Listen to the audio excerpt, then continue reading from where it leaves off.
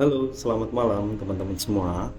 Dalam kesempatan kali ini saya akan melakukan eh, presentasi sebagai tugas individu. Nah, sebelum masuk ke presentasi, di sini saya perlu perkenalkan diri terlebih dahulu. Nama saya Wahyu Chandra Dwi Lasna. Saya mahasiswa dari Universitas Pertiwi.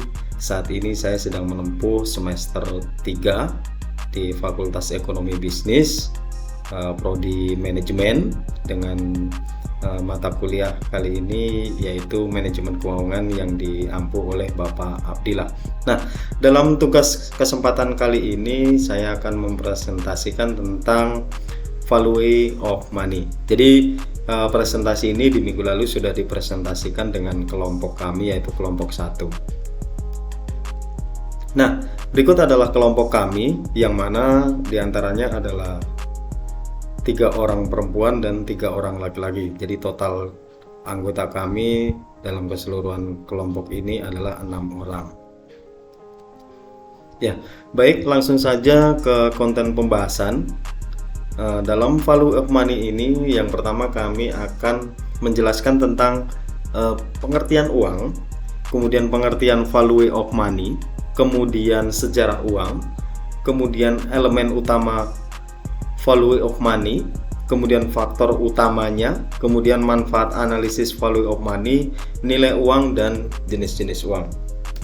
Baik, selanjutnya tentang pengertian uang. Secara umum, uang adalah alat yang dapat diterima untuk melakukan kegiatan tukar-menukar atau transaksi. Secara hukum, uang juga sebagai benda yang dirumuskan dari undang-undang sebagai alat pembayaran yang disahkan. Kemudian berdasarkan fungsi, uang adalah suatu benda yang dapat digunakan sebagai alat pembayaran. Jadi secara fungsi dan secara umum hampir mirip pengertiannya.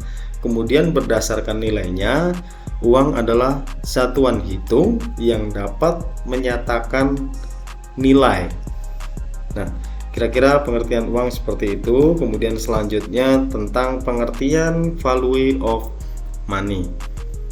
Jadi value of money adalah nilai uang atau sebuah konsep dalam pengukuran kinerja atau sebagai indikator sebuah sektor publik yang memberikan informasi apakah anggaran atau dana yang dibelanjakan menghasilkan suatu nilai tertentu bagi masyarakat. Sektor publik sering dinilai sebagai tempat inefisiensi, pemborosan, sumber kebocoran dana, dan institusi yang selalu merugi.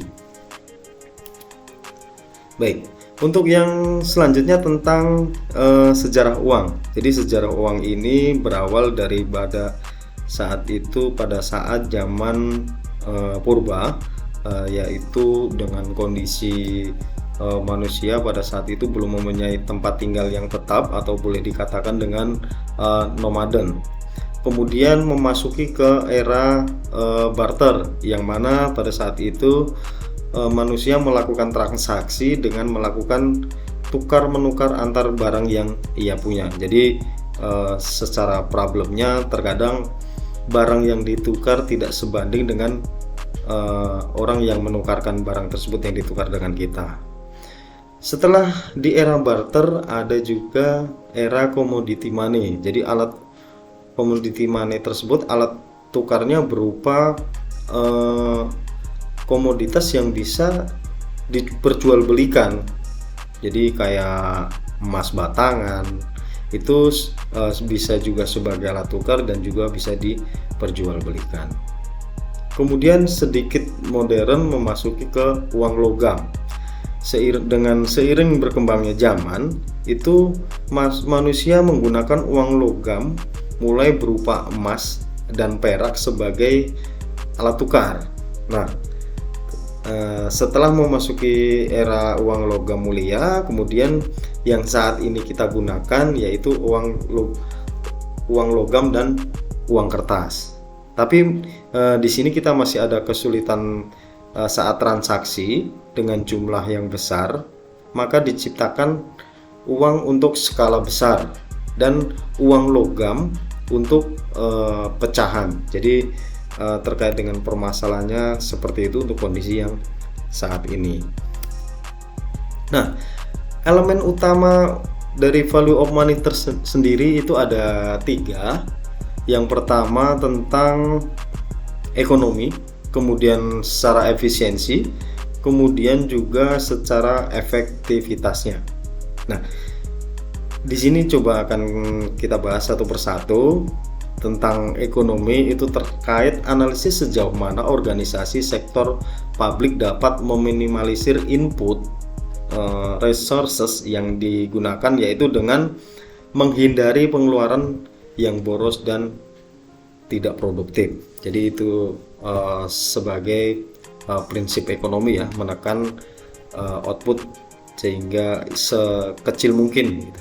Jadi yang kedua secara efisiensi, yaitu merupakan perbandingan output dengan input yang dikaitkan dengan standar kinerja atau target yang telah ditetapkan. Pencapaian output yang maksimum dengan input yang terendah akan menunjukkan efisiensi. Jadi ketika outputnya itu pencapaiannya maksimum ataupun dari inputnya lebih kecil daripada output, tentunya akan menunjukkan efisiensi ya. Itu sama halnya kayak hukum produktivitas. Kemudian yang ketiga tentang efektivitas. Efektivitas itu tingkat pencapaian hasil program dengan yang telah ditetapkan atau telah ditargetkan. Jadi supaya hasilnya itu lebih efektif. Nah, faktor utama dari peningkatan value of money itu ada alokasi risiko.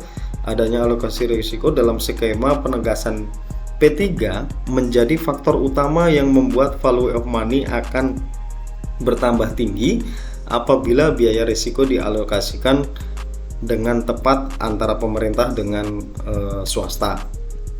Nah, untuk yang kedua, spesifikasi untuk output.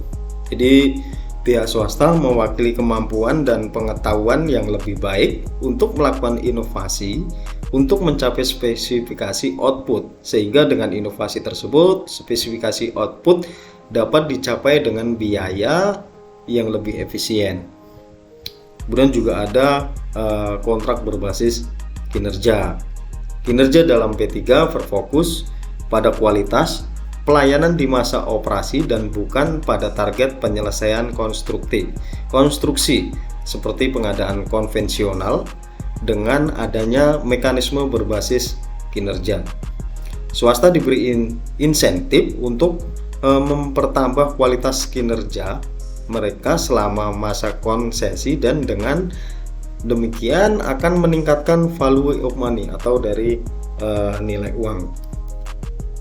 Nah, dari manfaat uang sendiri itu untuk meningkatkan efektivitas pelayanan publik, dalam arti pelayanan yang diberikan itu tepat sasaran, kemudian meningkatkan mutu dari pelayanan publik. Terus juga untuk menurunkan biaya pelayanan publik karena hilangnya inefisiensi dan terjadinya penghematan dalam penggunaan input. Kemudian alokasi belanja yang lebih berorientasi kepada kepentingan publik, bukan golongan atau kelompok tertentu.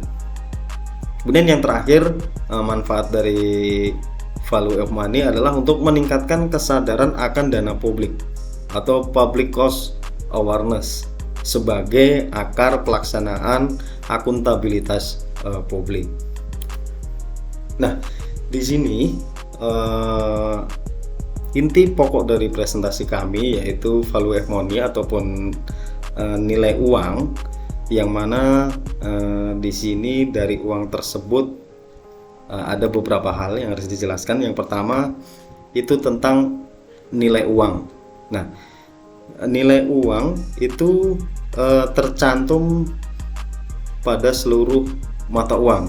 Nah, contohnya dalam uang 100.000 ini tertera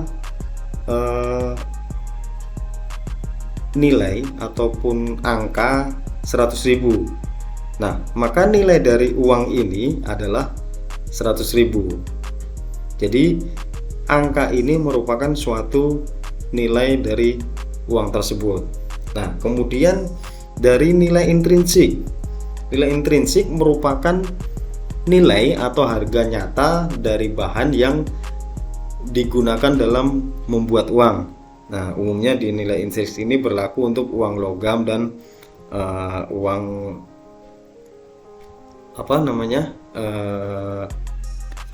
uang logam berbahan dasar emas ataupun dasarnya dari perak. Kemudian yang ketiga tentang nilai real atau internal, itu merupakan kemampuan daya beli uang terhadap suatu barang ataupun jasa. Nah, contohnya pada tahun 2010 harga permen 2 piece itu harganya Rp100. Itu pada dulu di tahun 2010. Nah, kemudian di tahun 2023 harga permen 2 piece tersebut itu mencapai harga Rp250.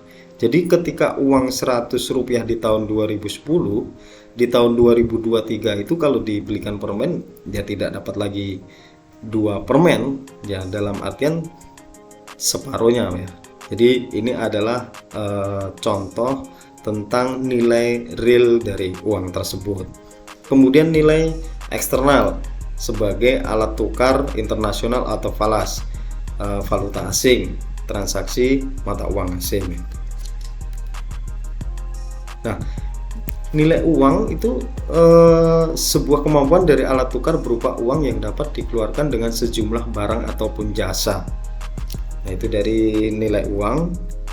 Kemudian jenis-jenis uang di sini saya contohkan ada 2 jenis. Yang mana itu ada uang kartal dan uang giral. Nah, uang kartal itu adalah jenis uang yang merupakan ataupun yang kerap kita gunakan dalam kehidupan sehari-hari. Contohnya itu ada uang kertas, ada uang logam. Itu yang biasa kita gunakan untuk transaksi dalam kehidupan sehari-hari. Sedangkan yang kedua adalah uang giral. Uang giral ini berupa dalam bentuk cek ataupun giro, jadi tidak langsung berwujud uang. Terus kemungkinan di era yang sekarang, bukan kemungkinan ya, jadi untuk di era sekarang ini ada istilah namanya uang digital. Jadi uang digital itu sangat memudahkan untuk kita ya, untuk terutama pada saat transaksi. Jadi contohnya pada saat zaman dulu ya, kita untuk membawa ataupun pada saat kita akan membayar rumah dengan harga 500 juta, kita harus membawa uang dengan menggunakan koper gitu ya. Jadi uangnya cukup banyak sekali, berapa gepok itu uang 500 juta. Nah, dengan adanya uang digital kita lebih mudah. Jadi cukup hanya menggunakan handphone ataupun kita transaksi menggunakan kartu. Itu kita tidak perlu repot-repot untuk membawa uang dengan menggunakan koper yang sebanyak itu nilainya. Kita cukup melakukan pencet tombol transaksi menggunakan electronic money, kita bisa melakukan transaksi. Untuk keamanannya kita juga lebih aman karena sifatnya ada privasi ataupun password dan lain-lain. Nah, kira-kira seperti itu untuk jenis-jenis uang yang ataupun presentasi kami dari Value of Money. Terima kasih atas waktu dan kesempatan kali ini. Semoga bermanfaat untuk kita semua. Dan apabila ada tutur kata ataupun yang tidak berkenan ataupun ada kata-kata yang salah dari saya, mohon maaf. Terima kasih. Cukup sekian presentasi dari kami. Assalamualaikum warahmatullahi wabarakatuh.